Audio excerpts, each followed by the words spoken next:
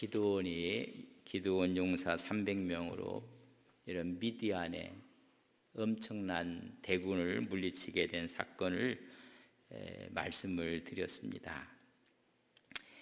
신앙의 고수의 모습은 무엇인지, 이 신앙의 고수였던 기드온이 또 여러분 실수를 하게 되는 모습을 보게 됩니다.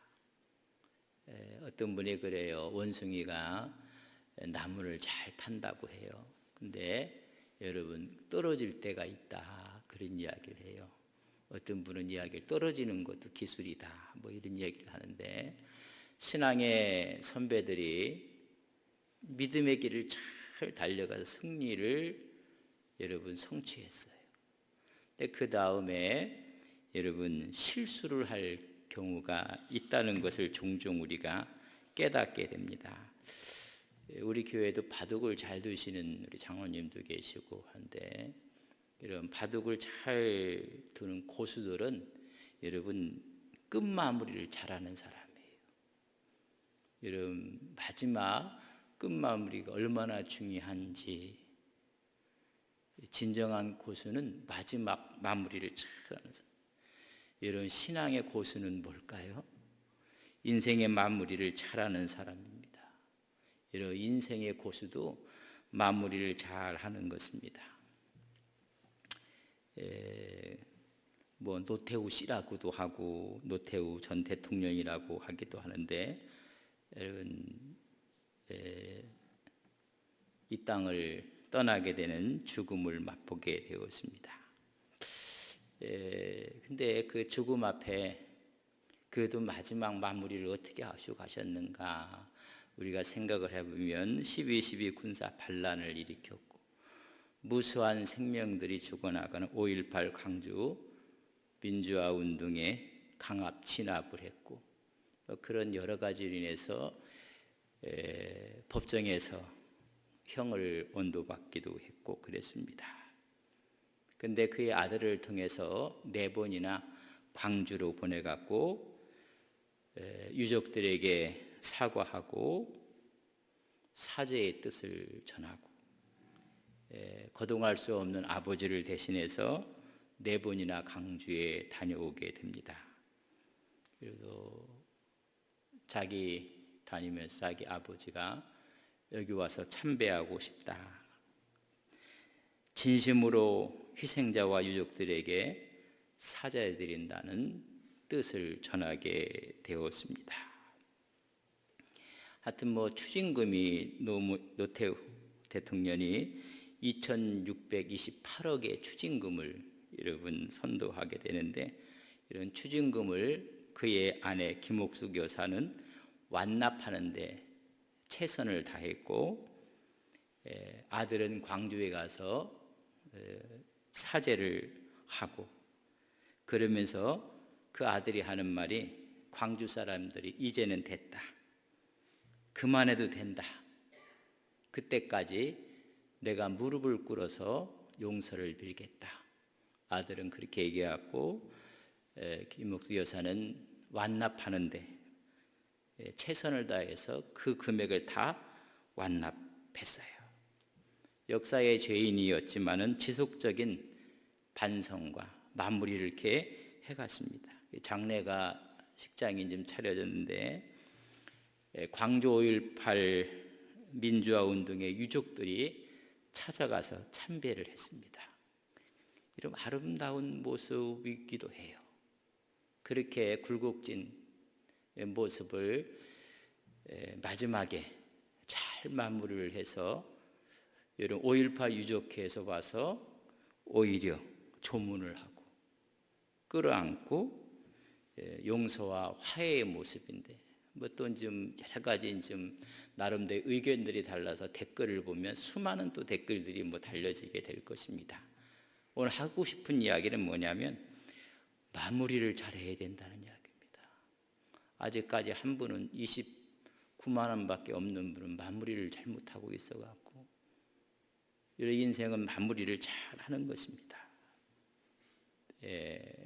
오늘 기사를 봐서 1988년 2월 25일 김옥수 여사가 자기 남편이 대통령으로 취임한 직후에 광주 망월동 5.18 묘지를 찾아가서 참배했다는 것이 또 사실로 나타나게 되었습니다. 그래서 마무리를 아들은 이제는 됐다 할 때까지 무릎을 꿇어 사죄하겠다. 또 그 김옥순 여사는 마지막까지 추징금을 다 갚는데 최선을 다해서 이런 그 돈을 다 갚았다고 합니다. 뭐 자기 돈 아닌데 뭐 원래 갚아야 될 돈이지만은, 그래서 마무리를 한 모습들을 우리가 좀 이해를 좀 하게 되는데 마지막이 그린 거예요. 정말 신앙의 고수, 인생의 고수들은 이런 마무리를 잘 하는 것입니다. 오늘 신앙의 가장 멋진 이 기드온의 모습은 여러분 그 많은 병사들을 미디안의 연합군 물리친 것도 위대하지만은 여러분 신앙의 고수 마무리를 너무 잘하는 모습을 오늘 한 두 가지로 우리가 볼 수가 있습니다. 300명으로 대승을 했습니다. 이것은 하나님의 전쟁이었습니다. 그렇지만 승리했기 때문에 축제가 벌어지는 거예요. 얼마나 기뻤겠습니까? 미디안을 회파하고 이스라엘이 승리를 해서 전쟁이 끝나고 말았습니다. 근데 문제가 생겼어요. 그 문제가 뭐냐면 불평하고 시비를 걸어온 지파가 하나 일어나게 됩니다. 아니 지금 축제를 해야 될 시간에 여러분 시비하고 불평하고 오히려 이 축제의 분위기를 확 뒤엎는 그런 일이 벌어지는 것입니다. 에브라임 지파였습니다. 에브라임 지파가 왜 이 싸움에서 우리를 부르지 않았느냐, 왜 우리 지파를 제외시켜 놓고 싸움을 했느냐, 이같이 대접하는 것이 좋지 않다고 이런 큰 분단과 여러분 쟁론이 벌어지게 됩니다.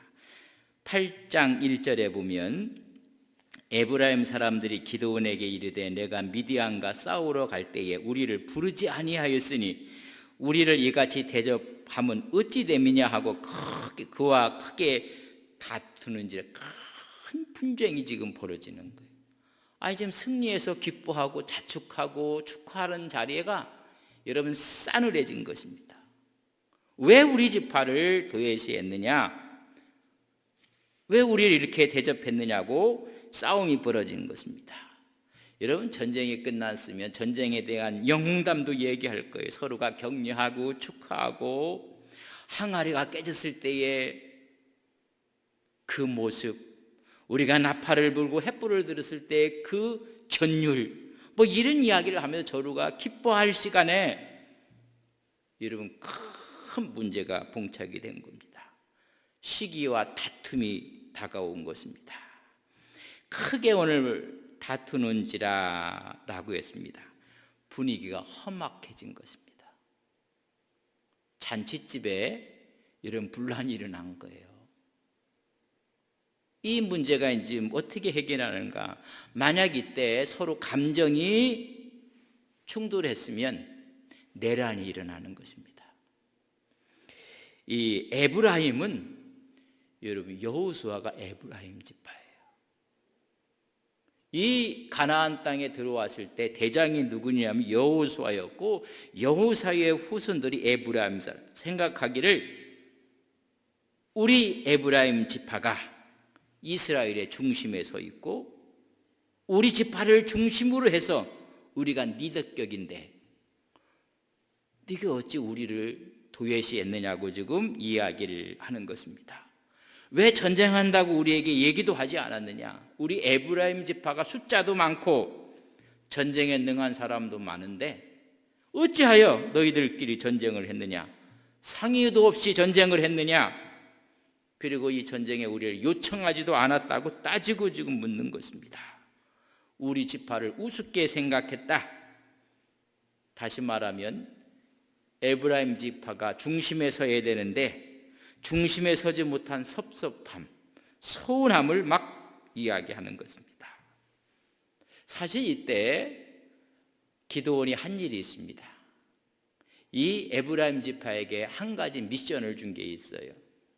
그 미션이 뭐냐면 7장 24절에 보면 기드온이 사자들을 보내 에브라임 온 산지로 두루 다니게 하여 이르기를 내려와서 미디안을 치고 그들을 앞질러 벤바라와 요단강에 이르는 수루를 점령하라 하며 이에 에브라임 사람들이 기드온의 명령을 받아갔고 다 모여 벳바라와 요단강에 이르러 수루를 점령하고 그때 여러분 군사령관 2명을 체포한 게 에브라임 사람들이에요. 그건 그러니까 용감한 사람들이 에브라임 사람들이 우리가 두 장군들을 잡아서 그들을 죽였거든요. 근데 우리를 도외시했다는 이야기입니다.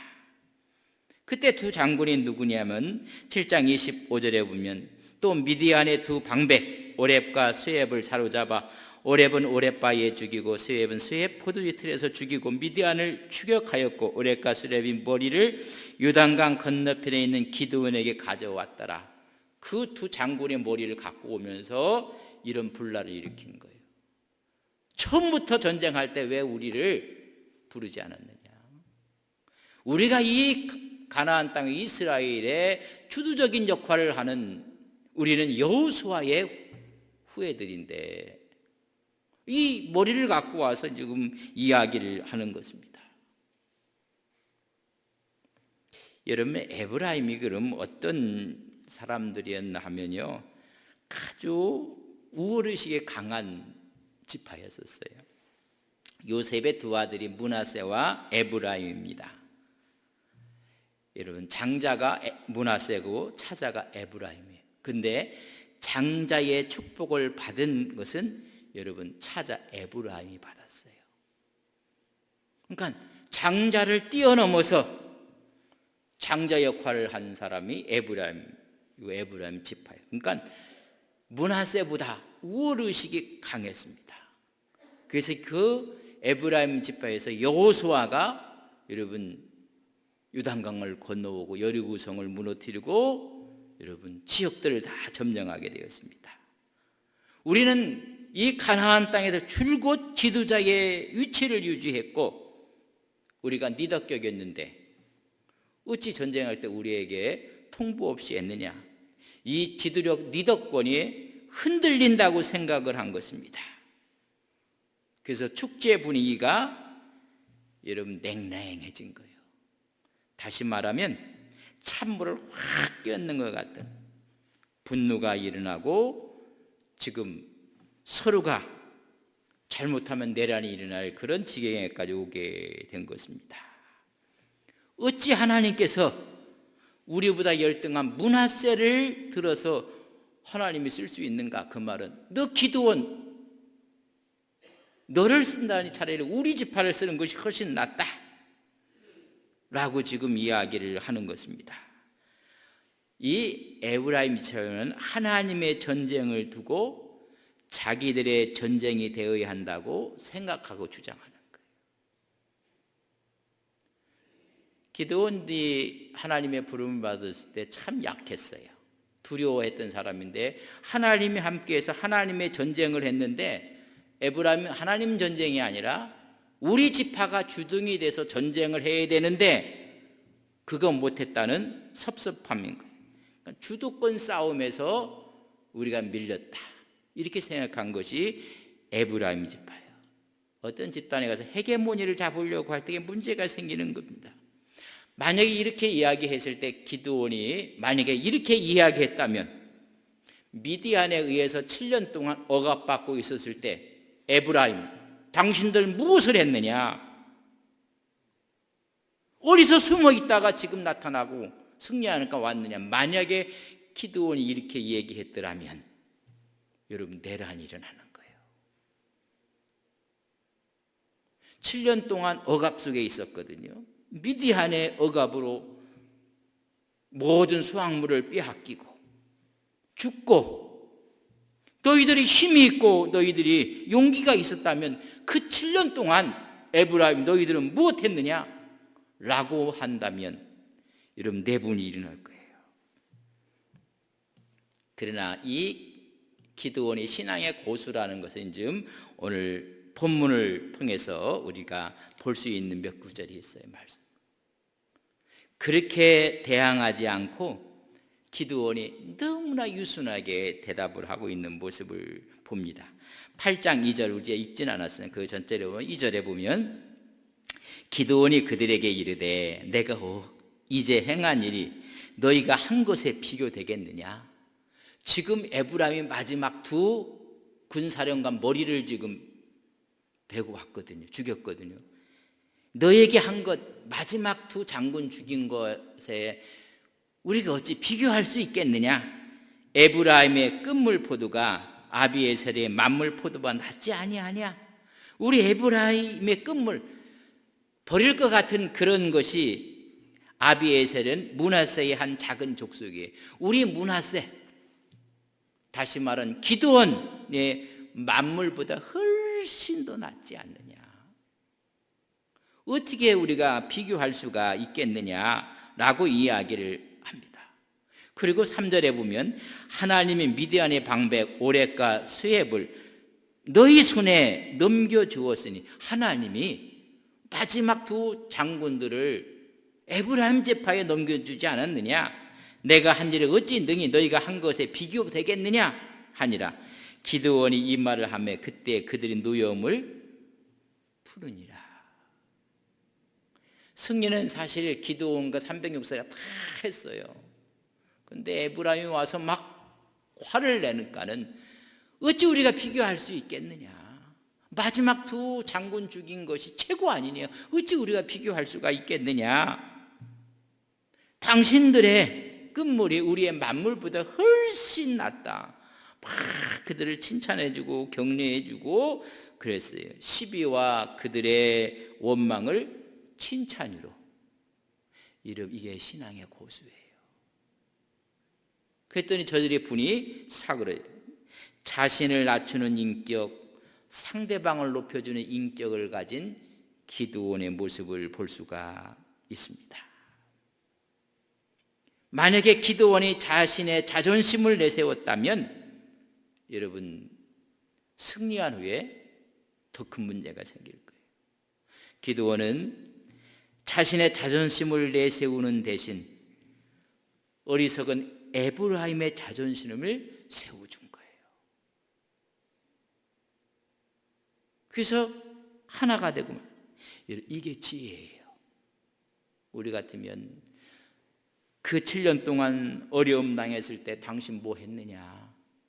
그렇게 리더라고 하고 용기가 있다고 힘이 있다고 했는데 어디서 숨어 있다가 마지막 나타나서 이렇게 얘기하느냐 했다면 기드온과 에브라임 지파는 큰 문제, 이스라엘 전체에 이런 문제가 생겼을 거예요.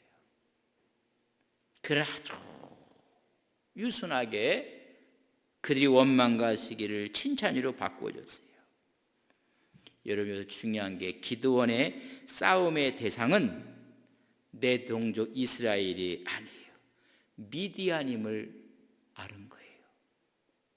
여러분, 우리가 싸워야 할 대상은 우리 지파 에브라임 지파가 아니고 우리는 미디안 족속이었고 척군이었다는 것을 분명히 아는 거예요. 우리 교회에서 종종 그런 교회들이 간혹 있을 수 있어요. 서로가 마음이 안 맞고 분쟁하고 서로가 싸움 아닌 싸움을 해서 상처받고, 근데 성도가 싸워야 할 대상은 적그리스도예요. 여러분, 성도와 싸우는 대상이 아니에요. 우리 성도는 사랑할 대상이고 서로가 함께 할 대상이지 싸울 대상이 아니에요. 기드온은 이걸 아는 거예요. 이런 교회에 분쟁이 있고 가보면요, 아주 웃겨요. 우리가 싸워야 될 대상이 아닌 우리 형제랑 싸우는 거예요. 우리가 적과 싸울 때 적과 싸워야 되는데 우리 평끼리 막 싸우는 거예요. 우리 평끼리. 여러분, 이기는 거 중요합니다. 그러나 더 중요한 것은 싸움의 대상이 누구였느냐를 파악하는 것입니다. 여러분 보세요. 서로 성도들을 싸워갖고 한쪽 성도가 이겼다고 하면 하나님이 잘했다고 할 것 같아요? 여러분 이런 이야기예요. 형제 간에 싸운 거예요. 형제의 난이 큰형 작은형 막 이렇게 싸웠어요. 그래서 한쪽이 이겼으면 여러분 잘했다고 하겠습니까? 부자지간에 싸워요. 거기서 승리했다고 누가 축하할 것 같아요? 부부가 싸워요. 싸워갖고 이겼다고 여러분 명함 만들 수 있어요? 없어요. 잘하였다고 이야기하는 것이 아니라 여러분 책망받는 것입니다. 우리의 싸움의 대상이 무엇인가를 고수는 알아요. 그러니까 에브라임이 저렇게 나와도 에브라임을 칭찬하고 그의 위치를 세워주고 그렇게. 이게 첫 번째 신앙의 고수의 모습을 우리가 볼. 두 번째, 전쟁이 막 마무리하기 전에 여러분 한쪽은 두 장군들은 도망간 길과 왕이 도망간 길이 틀렸습니다. 그 왕이 도망간 길을 찾아갔고 두 군사령관이 도망간 것은 에브라임 지파에게 맡겨버렸어요. 근데 두 왕이 도망간 것은 여러분 기드온과 그의 300용사가 뒤쫓아갑니다. 뒤쫓아가는데 너무 피곤한 거예요. 너무 어렵고 힘들고 지치고. 그래서 패잔병이 돼갖고 도망가는 두 왕을 쫓고 군사들을 쫓아갔던 300명이 너무 피곤했어요. 그래서 갓지파가 있는 곳에 가서 지금 우리에게 먹을 것 좀 달라. 우리가 저 미디안 왕을 죽여야 된다. 마지막 승리를 위해서 지금 우리에게 먹을 것 좀 달라고 이야기를 해요. 그렇다면 승리를 위해서 도와줘야 될 텐데 도와주지 않아요. 5절 보면 이렇게 8장 5절에 보면 그가 숙구 사람들에게 이르되 나를 따르는 백성이 피곤하니 청하건대 그들에게 떡 덩이가를 주라. 나는 미디안 왕인 세베와 사문나의 들을 추격하고 있노라. 지금 두 왕을 추격하고 미디안 왕과 연합군의 왕 두 왕을 내가 지금 추격하고 있다. 근데 너무 허기져 갖고 우리 병사들이 지쳐 있다. 좀 먹을 것 좀 달라고 식량을 여기. 근데요, 여러분 거절당하고 말아요. 6절에 보면 숫곳의 방백들이 이르되 세바와 사문나의 손이 지금 내 손 안에 있다는 거냐? 어찌 우리가 내 군대에게 떡을 주겠느냐? 아니 자기 동족이 자기 민족을 위해서 싸우고 있고 승리를 지금 쟁취하고 하려는 마지막 그 순간에 여러분 조롱하는 거예요. 너희들이 어떻게 몇 명 안 되는 명수로 저 미디안을 이길 수 있느냐? 그러면서 오히려 300명을 깔아뭉기는 거예요. 냉대하고 조롱하고 주기를 거부하는 거예요. 그래서 그곳에서 한 9km 떨어진 곳 푸누엘에 가서 또 똑같은 걸 이야기해요. 8절에 보면 거기서 푸누엘로 올라가서 그들에게 그같이 구한즉 푸누엘 사람들이 대답도 숙구 사람들과 대답과 똑같이 자기 민족 300용사를 조롱하는 거예요. 어찌 300명을 갖고 저렇게 많은 군사를 이길 수 있는 아직까지 패잔병들이 있는 거예요. 오히려 조롱하고 있는 모습을 보게 됩니다. 여러분 가슴 아픈 일이에요. 그러나 추격해갖고 두 왕을 사로잡게 됩니다. 12절에 보면 세바와 살분나가 도망하는지라 기드온이 그들을 뒤를 추격하여 미디안 두 왕 세바와 살문나를 사로잡고 그 온 진영을 격파하였더라. 그리고 와서 숫국과 분이엘을 기드온이 여러분 징벌을 하게 합니다.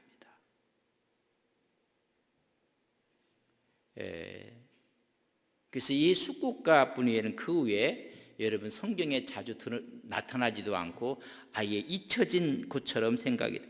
그들을 징벌하고 그들의 망대를 헐고 두 곳에 있는 성읍의 사람들을 기드온이 처단을 해버리고 맙니다.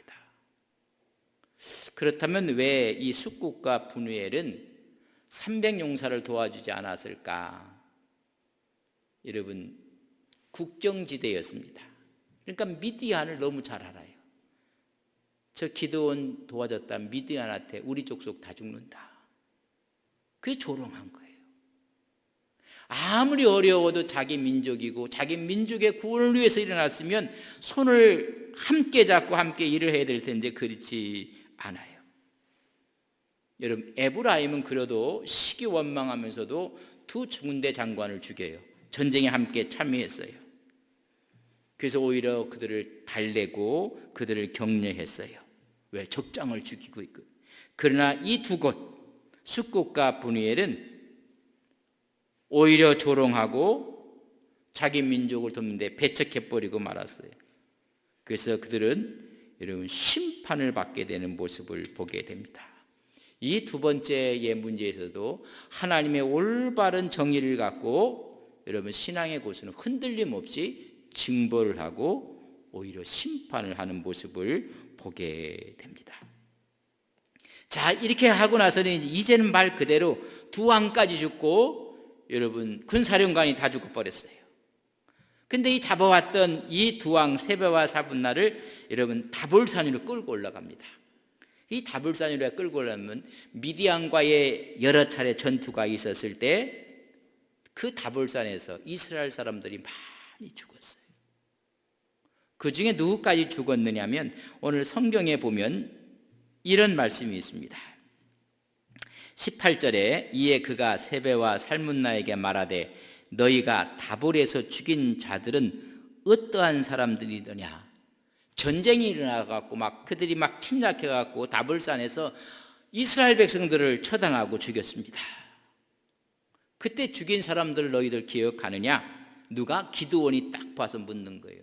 근데 그 두 왕이 보는가는 죽인 사람, 죽었던 사람하고 이 기드온하고 생김새가 비슷한 거예요. 오늘 그 말씀 잘 한번 보세요.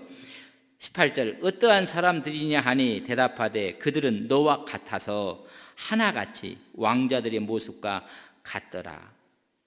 지금 기드온의 모습과 같다는 거예요. 그리고 그 품성이 대단한 왕자 품성 같았다.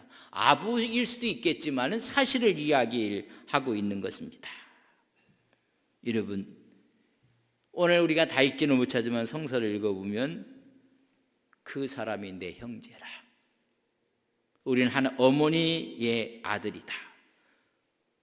그때 개인적인 원한도 기드온이 갖고 있는 거예요. 다볼산에서 자기 형들이 죽어요. 그걸 듣고 나서 두 왕을 지금 죽이게 됩니다. 자, 이제 두 장군도 죽고 두 임금들도 연합군 임금, 미디안 임금이 다 죽어버렸어요. 이때 이제 진정한 전쟁의 승리를 맛보는 것입니다. 승리의 종지부를 딱 찍었어요.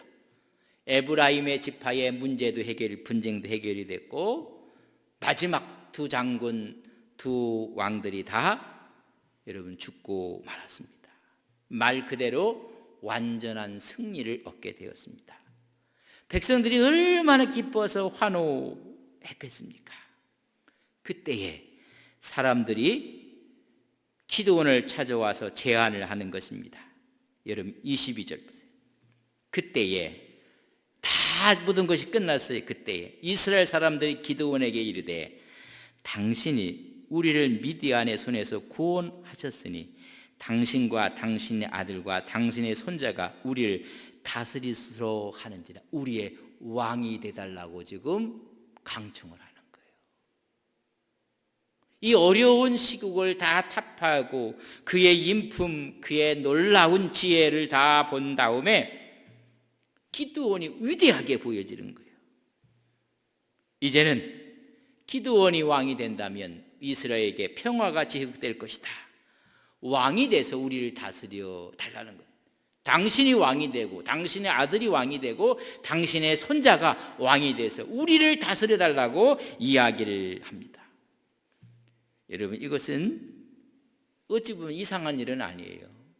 한 나라를 구했고 모든 백성들에게 기쁨을 허락해 주었고 여러분 자유를 평안을 얻게 되었습니다. 왕이 되달라고 막 이야기를 했을 때 여러분 중대한 결정의 기류에 서 있는 것입니다. 여러분 신앙의 고수의 모습을 우리는 23절에서 볼 수가 있습니다. 여러분 우리 사사기 8장 23절 같이 읽겠습니다. 시작. 기드온이 그들에게 이르되 내가 너희를 다스리지 아니하겠고 나의 아들도 너희를 다스리지 아니할 것이요 여호와께서 너희를 다스리시니라. 여호와가 왕이다. 나는 다스리지 왕이 안 될 것이고 내 아들도 왕이 되지 않을 것이다.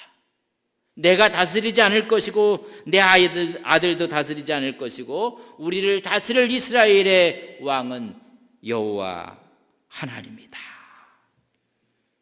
여러분 이게 신앙의 최고의 고수의 모습을 볼 수 있는 거예요. 우리 같으면요 못 이길 척하고 국민들이 원하신다면 내가 왕이 돼서 잘 섬기겠습니다. 여러분 저류의 기회가 온 거예요. 근데 이 기회를 단호하게 거절합니다. 전쟁은 하나님이 싸우는 것이고 우리를 다스리는 분도 하나님이라는 것입니다. 여러분 이쯤 되면 신앙의 최고수예요. 뭐 백성들이 원하니까 나는 뭐 하기 싫은데 뭐 전체가 원한다면 이렇게 해갖고 왕이 될 수도 있어요. 그러나 철저하게 오직 하나님께서 우리의 왕이시다. 여러분 전쟁한 후에 마무리를 잘 해야 되는 것입니다. 이 전쟁하고 승리한 후에 마무리를 잘못해서 자기가 왕이 된 사람이 한둘이 아닙니다. 급기야 메시아로 등극하는 사람도 있고 여러분 그렇게 되는 거예요.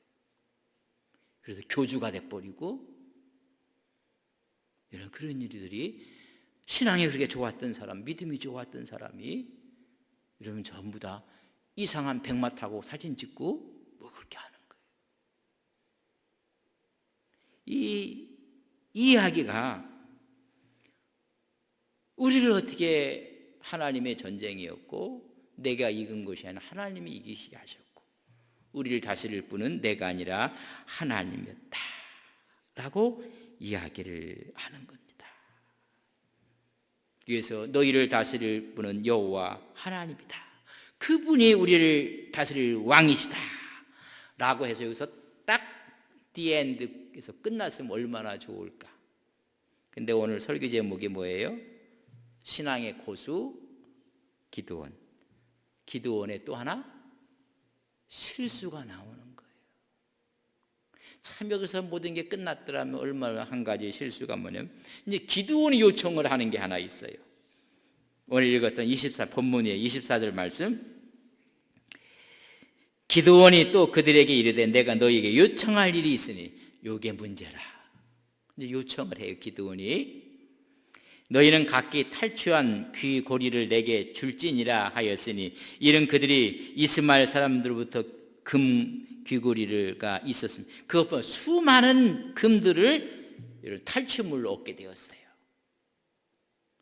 근데 왕을 모시려고 했던 그분이 왕을 거절하고 그러면 내가 한 가지 요청할 게 있는데 폐물을 갖고 와 줬으면 좋겠다.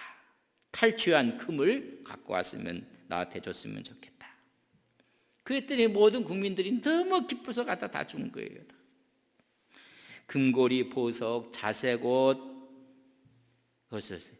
근데 성서가 말하기를 모은 금이요 이루 말할 수가 없어요. 아까 읽었지만 1700세겔이라. 요 1700세겔은 금이 여러분 20kg가 뭐예요? 20kg. 20kg가 얼마인지 잘 모르겠어요. 금이 20kg. 여러분 이걸 갖고 이 기드온이 신앙의 고수가 여러분 실수를 하는 거예요. 뭘 만드냐면 27절 말씀. 기드온이 그 금으로 에봇 하나를 만들어 자기의 성읍 오브리에 두었더니 온 이스라엘이 그것을 음란하게 위함으로 그것이 기드온과 그의 집에 뭐가 되어버렸다? 얼무가 되었더라. 만들어서는 안 될 에봇을 하나 만들었어요. 제사장이 입는 옷을 하나 다 금으로 만들었어요. 여러분, 그 안에는 12보석이 박혀 있고 하나님의 뜻을 묻는 우림과 두빔이 있는, 여러분, 그 에봇을 만들었어요. 그러니까 모든 이스라엘 백성들의 관심과 눈이 다 어디에 있어요? 기드온 집에 만든 제사장이 입는 옷 에봇에 전체 마음을 다 빼앗기는 거예요. 합법적으로 그때 성수는 실로에 있었는데 사람들이 실로로 찾아가는 것이 아니라 기드온의 집으로 찾아가는 거예요. 거기서 예배하고 거기서 예물을 드리고 거기서 제사를 드리고, 거기가 하나님의 전이 있는 것처럼 에봇 하나를 다 만들어. 아마 모세의 묘가 있다면 지금도 찾아가는 사람 많을 거예요. 모세의 묘는 없어요. 시신이 올라가다 떨어져서 어디 있는지도 몰라요. 에봇을 하나 만들어 놨어요. 처음에는 이게 승리한 상징물로 만들어 놨는데 그들이 어떻게 섬겼다고요? 음란하게 섬겼다. 그 말은 뭐냐? 바알 신을 섬기듯이 섬겼다는 거예요. 그게 뭐가 돼버렸어요? 우상이 되고 마는 거예요. 마지막 이스라엘에 승리했던 이스라엘에 우상을 세우는데, 여러분, 초석과 공로를 세운 사람이 마지막 기드온이 되고 마는 것입니다. 우상을 세워놓고 말았어요. 하나님의 승리에 대한 전달을 가니까 하나의 바알 신이 또 하나 된 거예요. 신의 형상으로 에봇이 쓴 거예요. 그 앞에서 예물을 드리고 제사를 드리고, 기드온이 자기는 왕이 안 된다고 했는데 모든 사람이 찾아와서 경배하서 자기가 왕의 대접을 받고 하나님의 영광을 자기가 가로채고 마는 것입니다. 왕 되기를 거절했던 기드온은 오히려 왕 같은 대접을 받게 되고 왕 같은 생활을 하게 되고 하나님께 돌아갈 영광을 기드온이 가로채버리는 거예요. 하나님께 드려야 될 예물을 자기 집에 다 갖다 쌓는 거예요. 이런 만몬이즘이 생겨나는 거예요. 돈이 쌓이는 거예요. 그래서 이 기드온의 마지막의 모습을 성서는 그래서 왕 같은 삶을 사는 거예요. 왕이 돼버렸어요.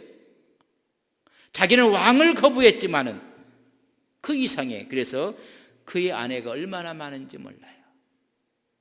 그의 아들이, 성경은 말하기를 8장 30절에 보면 기드온이 아내가 많음으로, 하도 많아서 기록을 안 한 것 같아요. 10손가락으로도 모질라고 10발가락도 모질라고 하여튼 많았어요. 그의 몸에서 낳은 아들이 몇 명이라고요? 70명이다. 아들이 70명이니까 딸은 몇 명이었을까요? 같은 수준이라도 딸도 70명이에요. 그러면 몇 명인지 아세요? 자녀가? 잘 모르시는가 보다. 하여튼 많아. 여러분, 아내가 난 자식들이 이렇게 많은데 아내 외에 또 첩이 또 있어. 여러분 보세요. 9장 18절. 너희가 오늘 일어나 우리 아버지의 집을 쳐서 그의 아들 70명을 한 바 위에서 죽이고, 요 70명을 죽였어요. 누가 죽였느냐? 그의 여종의 아들 아비멜렉이.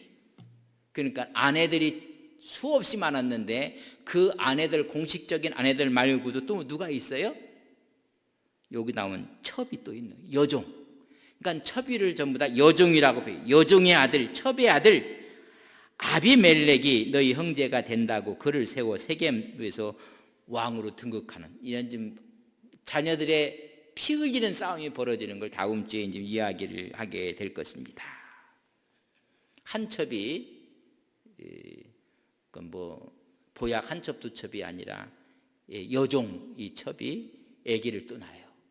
그건 아내의 숫자 들어가지 않는 별도의 자녀의 또. 그러니까 아내라고 얻은 사람들이 수십 명이 될 거예요. 20, 30명, 5, 60명이 되든지. 그러고 또 여종들이 또 첩으로 또 있어. 그 첩의 자식 중에 하나가 아비멜렉이라. 이 아비멜렉이 본처에 그 기드온의 본 아내 되는 사람 70명의 아들들을 다 죽여버려요. 이런 엄청난 일이 여러분 벌어지게 됩니다. 마지막 신앙으로 교육해야 될 기드온이 우상 숭배의 근원을 만들어 버렸어요. 우리가 고수라고 생각할 때 마지막 모습을 잘 보여야 돼요. 이렇게 해서 전체의 이스라엘의 어려움과 파당을 일으키게 되는 모습을 보게 됩니다. 오늘 많은 사람들이 승리했다고 하고 성공했다고 하고, 근데 마지막 만문임에 거기에 모든 것을 힘들게 만들고 어렵게 만들고 이렇게 되는 거예요. 여러분, 우리가 늘 믿음 가운데 있는 사람으로서야지 여러분, 신앙의 고수가, 신앙에 정말로 포변했던 사람이 여러분 마지막 실수하고 타락할 수 있다는 것을 기드온을 통해서 보여주는 거예요. 우상 숭배를 하는 여러분 전초기지를 만들어 놓은 것입니다. 우리가 신앙으로 마지막까지 겸허하게 가야 돼요. 섰다고 할 때 여러분 넘어질까 조심해야 되고, 여러분 승리했다 할 때 이런 겸허하게 하나님의 은혜를 다시 한번 생각해야 돼요. 신앙의 고수가 마지막에 여러분 우상 숭배자가 되고 말아버려요. 오늘 우리가 성공해놓고 만몬의 핵심이 되는 사람들이 한둘이 아니에요. 지탄의 대상이 되는 거예요. 그러니까 이런 사실을 잘 기억하며 우리가 기드온의 신앙의 가장 멋진 데서 딱 끝나야 돼요. 하나님 그때 우리를 불러가는 게 제일 좋아요. 저는 이순신 장군의 보면 마지막에 총탄에 맞아서 그분이 돌아가셔서 영웅이 됐지, 아마 총탄에 맞아서 쓰러져 죽지 않고 전쟁이 끝났다면 분쟁에 또 휩쓸려서 아마 어려운 일을 당하지 않았을까. 여러분, 우리가 오래 이렇게 한다는 것만이 여러분 좋은 건 아니에요. 그러기 위해서 우리가 신앙으로 믿음을 잘 지켜나가서 마지막 신앙의 멋진 아름다운 모습들을 갖고 하나님 앞에 서시는 믿음의 귀한 종들이 되시기를 주님의 이름으로 간절히 바랍니다.